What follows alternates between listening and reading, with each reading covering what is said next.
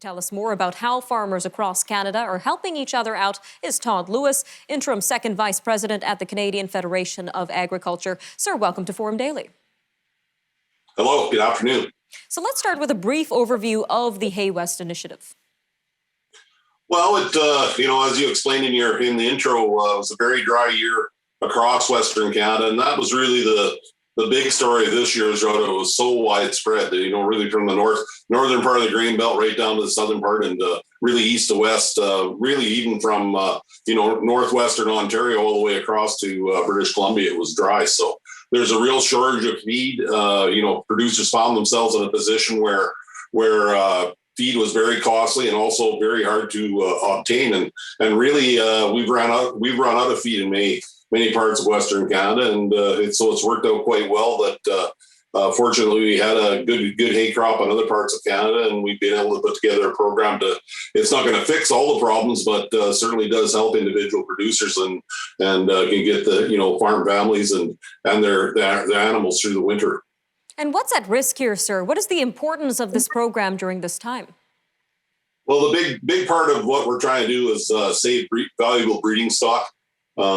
Producers, ranchers put years and years into developing their herds. And when we get into a cycle like this, we've been so dry and pastures were so poor that, when you run out of feed, you have to basically send your animal for animals to be processed and slaughtered. And when it starts eating into your breeding stock, it's really going to affect the cattle herd for years to come. So we're trying to save as much of that breeding stock and keep it on farms across Western Canada as possible.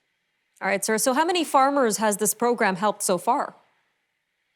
We're, coming up to, we've helped over 20,000 cattle with producers right across really all of Western Canada. Hay has come from, Prince Edward Island, all the maritime provinces, except Newfoundland, of course, but and Ontario and Quebec. And it's been an important program for individual producers and their herds to get them through the winter. And as I say, save that breeding stock so that those animals will be able to, herds will be able to get replenished next year.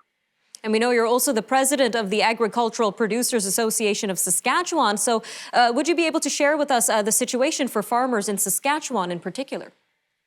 Well, it was a very dry year in a lot of the province. I think that was the biggest story for this year was the dry weather, and it for grain producers and ranchers was extremely dry. But this is a good news story that we've seen here. Eastern farmers step up and help Western farmers. It's happened before. In 2002, hay came west, but I think it was in 2012, hay west actually turned back to hay east, and we sent hay back the other direction. So it's really been fortunate. The federal government has stepped in and to this point given us $4 million to help with transportation. That's a big part of the program.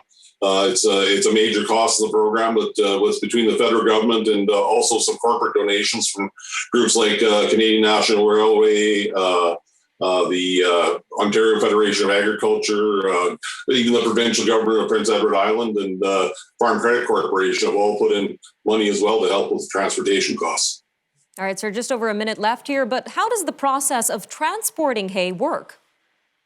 Well, we just use most of these, the loads by truck or backhauls out of Eastern Canada back into Western Canada. We're also shipping some by rail through containers on the CN network. So it's a good way to use trucks that are coming back empty from Eastern Canada to the West, and it's been successful at this point. And we sell the hay, buy the hay for 10 cents a pound, and sell it for 10 cents a pound. And with this transportation help from the government, we've been able to move this hay, and we've got 10 million pounds shipped already, and over 100 million pounds sourced. So we're looking forward to having a busy winter season and getting the hay to where it's needed in Western Canada, and as well as BC.